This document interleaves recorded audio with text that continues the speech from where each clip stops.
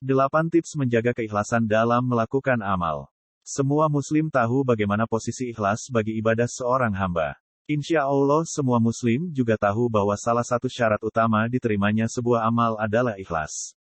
Orang-orang yang selalu ikhlas dalam melakukan amal senantiasa Allah Ta'ala jaga dari kemaksiatan dan mara bahaya. Seperti kisah Nabi Yusuf alaihissalam yang diabadikan dalam Al-Quran. Dan sungguh, perempuan itu telah berkehendak kepadanya, Yusuf.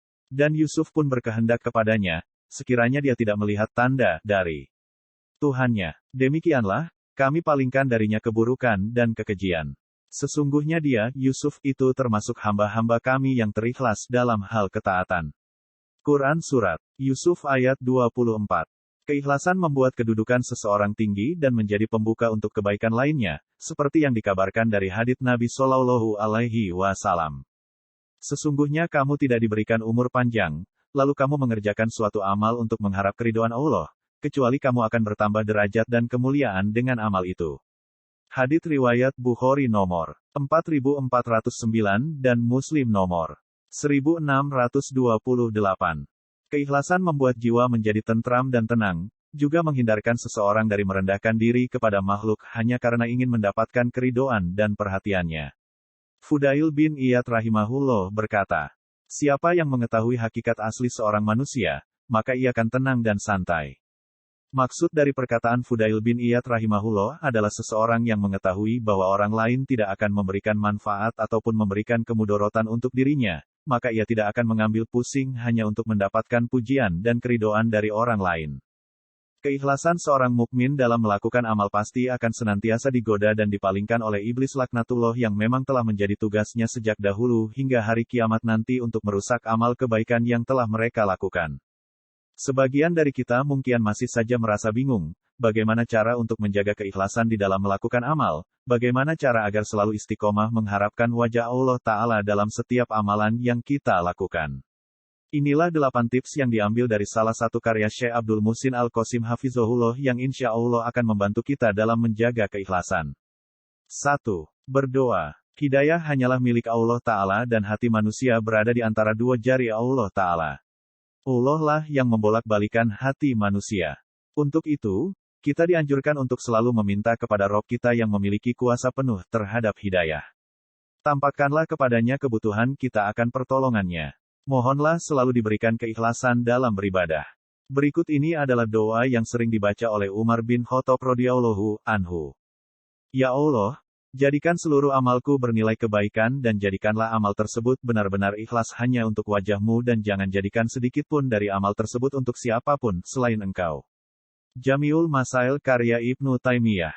2. Menyembunyikan amal. Menyembunyikan amal memang sangat dianjurkan, semakin tersembunyi sebuah amalan maka akan semakin mempunyai peluang besar diterima oleh Allah Ta'ala dan akan semakin mendekati keikhlasan. Nabi Shallallahu Alaihi Wasallam bersabda, 7 golongan yang dinaungi Allah dalam naungannya pada hari di mana tidak ada naungan kecuali naungannya. Di antaranya, seseorang yang bersedekah dengan satu sedekah, lalu ia menyembunyikannya sehingga tangan kirinya tidak tahu apa yang diinfakkan oleh tangan kanannya. Hadits riwayat Bukhari nomor 1423 dan Muslim nomor 1031. Bisir bin Al-Haris pernah berkata, janganlah engkau beramal hanya agar engkau diingat oleh manusia. Sembunyikanlah amal kebaikan sebagaimana engkau menyembunyikan kejelekan-kejelekan. Solat sunnah nafilah yang dikerjakan di malam hari memiliki keutamaan lebih dari solat sunnah nafilah yang dikerjakan di siang hari. Beristighfar di waktu sahur memiliki keutamaan khusus di atas istighfar di waktu-waktu yang lain.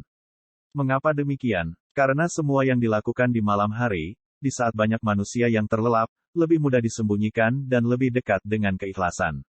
3. Dalam beramal soleh, lihatlah selalu orang yang lebih baik dari dirimu. Saat melakukan amal soleh, jangan jadikan orang-orang yang di sekitarmu sebagai tolak ukur, apalagi jika orang tersebut memiliki kualitas amal yang lebih rendah dari dirimu. Maka jadikanlah selalu para nabi dan orang-orang soleh sebagai panutanmu dalam beramal sebagaimana firman Allah Ta'ala. Mereka itulah para nabi, yang telah diberi petunjuk oleh Allah, maka ikutilah petunjuk mereka. Quran Surat Al-An'am ayat 90. Sebagai booster yang sempurna bagi keimanan, rajinlah membaca kisah-kisah dan biografi orang-orang soleh terdahulu, baik dari kalangan ulama, ahli ibadah, maupun orang-orang yang zuhud. 4. Anggaplah kecil amalan yang sudah dilakukan. Merasa puas atas diri sendiri dan kagum dengan amalan yang telah dilakukan adalah beberapa di antara hal-hal yang merusak diri seorang hamba. Perbuatan semacam ini akan memperkeruh keikhlasan atau bahkan mencabut keikhlasan, dan yang lebih parahnya lagi adalah menggugurkan pahala setelah bersusah payah melaksanakannya. Said bin Jubair radhiyallahu anhu berkata, ada seorang lelaki yang masuk surga karena kemaksiatan dan ada seorang lelaki yang masuk neraka karena perbuatan baik. Ada yang bertanya kepadanya, bagaimana mungkin hal seperti itu terjadi? Maka Said bin Jubair menjawab, seorang lelaki pernah melakukan kemaksiatan, lalu setelahnya ia senantiasa merasa takut akan hukuman Allah karena kemaksiatan yang ia lakukan tersebut. Lalu ia pun bertemu dengan Allah. Maka, Allah ampuni dirinya dikarenakan rasa takutnya tersebut kepadanya.